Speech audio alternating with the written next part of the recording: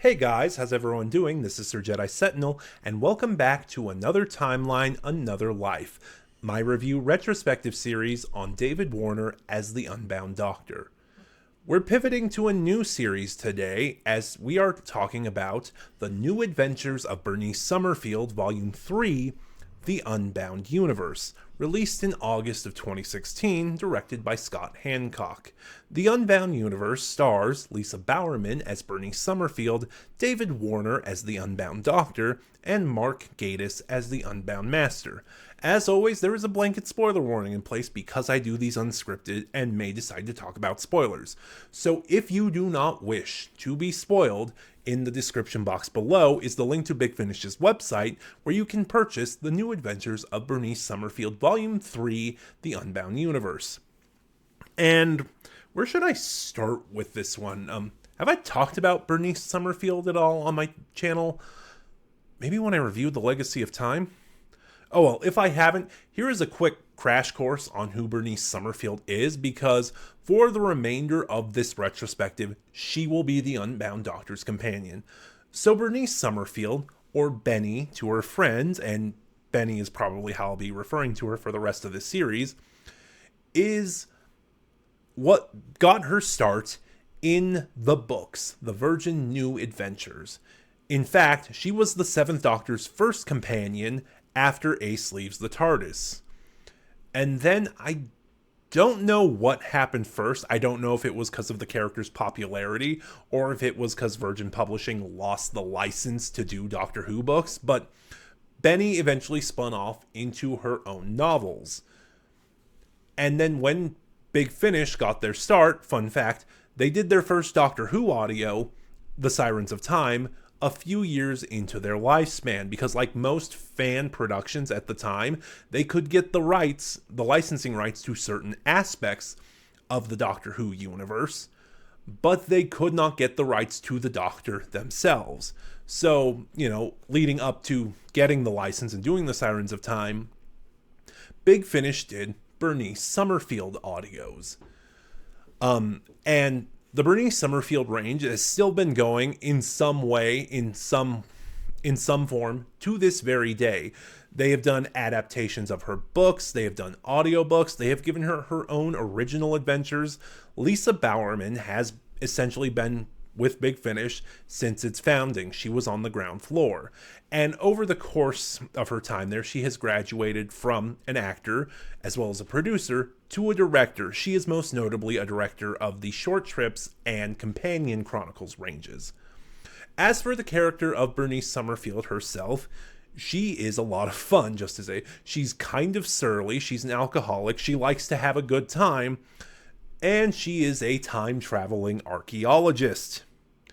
There are some schools of thought that Stephen Moffat inspired/ripped her off to create River Song. Anyway, as I said, from here on out, she will be the Warner Doctor's companion, replacing Alistair Gordon Lethbridge Stewart.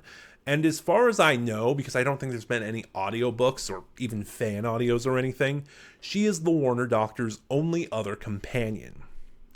So the premise of the Unbound, actually before I get into that, the Unbound universe consists of 4 stories, like most box sets from this era. The Library in the Body by James Goss, Planet X by Guy Adams, The Very Dark Thing by Una McCormick, and The Emporium at the End by Emma Reeves. The premise of this box set is that the Warner Doctor is trying to escape his universe, for reasons I will talk about when I discuss the Warner Doctor's characterization in this set, and he tries to use Bernice Summerfield to do it. However, his plan backfires, and he ends up dragging Benny back to his universe, the Unbound Universe. So the idea for this set is that all 4 stories are alternate universe, mirror universe takes on classic Who stories. Now, for these, two of what these stories are have been confirmed by James Goss, who is also the executive producer of this range at this time, in the behind the scenes feature. One story it is very obvious what it is. And then the last story, like, they never explain what this story is an alternate universe take of. So, but based on how they described it, I've talked about friends in a Discord group who have also listened to this set. And this is what, and that last story is, this is what we believe it is, but I've never been actually able to find any confirmation of what it is. So the first story, The Library in the Body. This is one of the stories that the behind the scenes confirms. So shortly after arriving in the Unbound Universe, the Doctor and Benny travel to a mysterious library that promises untold knowledge, books lost to the ages, and it's open to everybody. But the library is actually a parasite that's feeding on its patrons. The Library in the Body is an Unbound Universe take on The Claws of Axos. Next up is Planet X. This is one of the stories that's not stated explicitly what it is, but it's very obvious what this story is a take on. The Doctor and Benny arrive on the, according to the Doctor, very dull Planet X. A planet with a government so controlling, so tyrannical, that they even dictate what emotions you can feel and what emotions are illegal. Yeah, this story is the Happiness Patrol. The third story, The Very Dark Thing. This is the story I was talking about being up for debate. The behind the scenes don't confirm this one, so this is the one I talked about with my friends, and this is what we came up with. The Doctor and Benny are on a planet seemingly outside the realm of reality. You know, there is a message being sent to the planet that they can't respond to because they cannot perceive the message at all. They are wrapped up in their own reality. A reality that includes gravity switching off at random times, singing rivers, whispering skies, a mysterious very dark thing, and bloodthirsty unicorns. It is my belief that this story is a take on The Mind Robber. And the final story, The Emporium at the End, is the other story that James Goss, in the behind the scenes, explicitly states what this story is a take on. So, as the end of the universe draws near, the Doctor and Benny come to the mysterious Gateway Emporium that hosts a portal that promises a way out of this universe. This is Warrior's Gate. And that's the most you're going to get of what these stories are, because I really do kind of want to focus on the Doctor in this review. Excuse me. Anyway, before we get into that though, my personal ranking of these stories.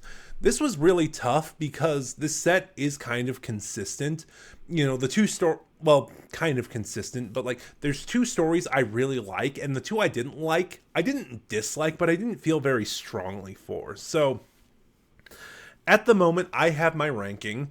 At the bottom, the weakest story is The Emporium at the End. I feel like while it's doing some interesting things and we get some interesting reveals, I feel like it's playing too far into the humor, and oftentimes I do find the humor kind of clashes with the rest of the story. At number 3 is The Library in the Body. It is probably, I was going to say the most standard, but it's a decent introduction. I just don't care for it. At number 2 is Planet X. It's a very blunt story, and like I said, for this set's premise, you know, alternate universe takes on classic Who stories, this one is the most obvious what it's evoking. But it is still a good story, especially in this day and age where I just really like blunt political stories like this.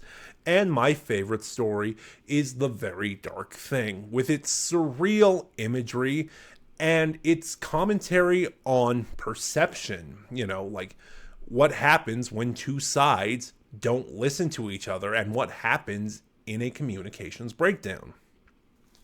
So now let's get to the wider breadth of this set as a whole, specifically the Doctor and this characterization. So I do have my notes with me too, because there's a lot to talk about in a box set at any given time, and especially a set like this. So I feel that because of the box set format and essentially 4 hours as opposed to 1 or 2, this is one of David Warner's strongest outings to date as the Doctor, and I feel like he really gets to sink his teeth in the role in a way that he just didn't get to in Sympathy for the Devil or Masters of War. Don't get me good, he was still really good in both those stories, but I feel like the strength of his Doctor was more up to Warner's charm and charisma than the material in the script. But here, 4 stories, 4 different writers, 4 hours of material, we get a much more solid characterization of this Doctor. So what happened? Why did the Doctor want to leave his universe and escape to Benny's universe? Well, this Doctor had his own sort of time war happen. It was called the Great War. We never get the full details of what the Great War was, which is kind of perfect because that was one of the strengths of the Time War. Until New Who started over-explaining and showing more and more of it, and then Big Finish similarly followed suit. We never get the full breadth of what the Great War was. You know, we don't even know who was fighting who, because we know based on Masters of War, because Sympathy for the Devil and Masters of War are still canon to this, we know from Masters of War that it was not against the Daleks. So we don't even know who the sides were in the Great War. All we know is that the Doctor did something. We don't know what, it's never explicitly said what, but what he did not only ended the war, it destroyed the universe. Like, the Unbound Universe is dying. It's not infinite anymore, like a universe is. It's got an incredibly small amount of finite space, and day by day, that space is sinking. That space is shrinking. We also later learn in the Emporium at the end that the Doctor sacrificed his memories to, to stabilize the universe, to keep it going for a few years, for as long as it possibly can. And we kind of get a lot of that in the Emporium at the end. He doesn't know he's a Time Lord. He doesn't recognize the Master. He doesn't even know what a sonic screwdriver is. And by his own description from earlier stories, he doesn't know how the Great War happened or what he did to end it. And similarly, too, the Doctor is forced into a position of ruler of the universe's champion. These are just 2 of the titles that are given. But not only, in true Doctor fashion, does he not like the position, the other denizens of the universe hate and resent him for it. Like, they similarly don't know what happened or forgot what happened during the Great War, but they know that, in a way, the Doctor was responsible for the state the universe is in now. So rather than, like, the reverence or the awe or the respect the Doctor might get in the main universe, in his universe, this Doctor is resented. But there are still fun aspects to this Doctor. Despite the serious tones and the serious premise, there are still fun notes to this Doctor. Like, one thing that really stands out is this Doctor has a bit of an ego to him. Like, like in a couple stories, when there's a problem, he's like, let me figure it out. I'm the most clever person in the room. Or, you know, in Planet X, this is one I remember specifically, because he didn't want to get there because it's so dull. And the government of Planet X believes that by presenting itself dull and uninteresting, the Great War never affected them. But, you know, similarly, the Doctor, at the end of the story, the Doctor goes, you know, there was something interesting on Planet X. Me. We also get those great notes of the Doctor being self-righteous, which self-righteousness in a Doctor is a double-edged sword. On the one hand, you can do it really wrong and get really preachy and annoying, like the 10th Doctor. But on the other hand, if you do it well, you get such powerful moments like the Sixth Doctor, and the Warner Doctor leans towards that stronger side of doing it really well.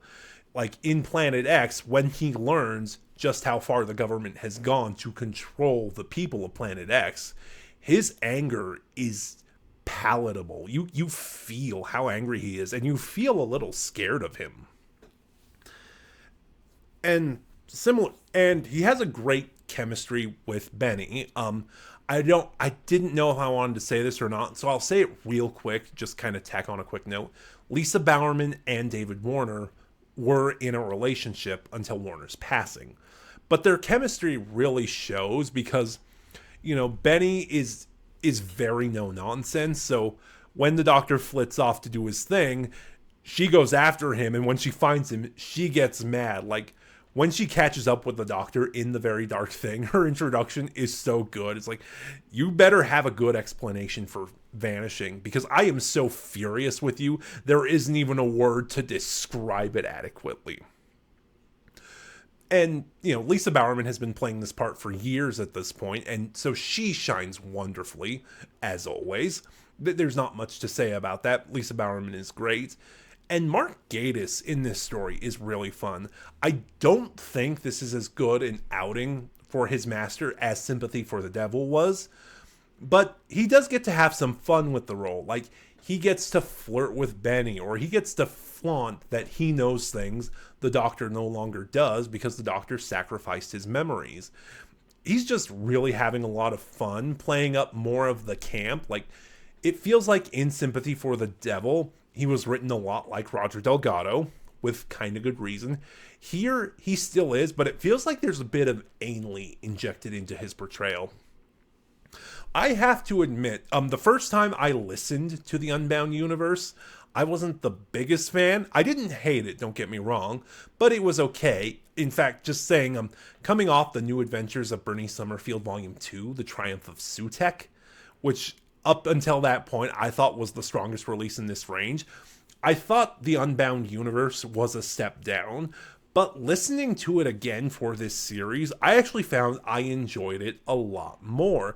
The stories are all really solid, even the weaker stories.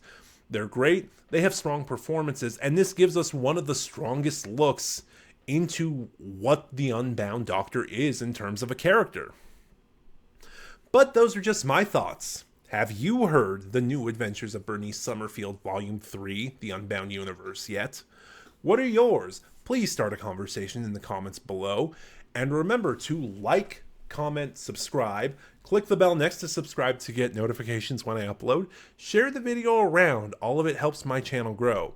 This is Sir Jedi Sentinel, and I'll see you guys next time when we are actually leaving the Unbound Universe in the New Adventures of Bernice Summerfield Volume 4, Ruler of the Universe.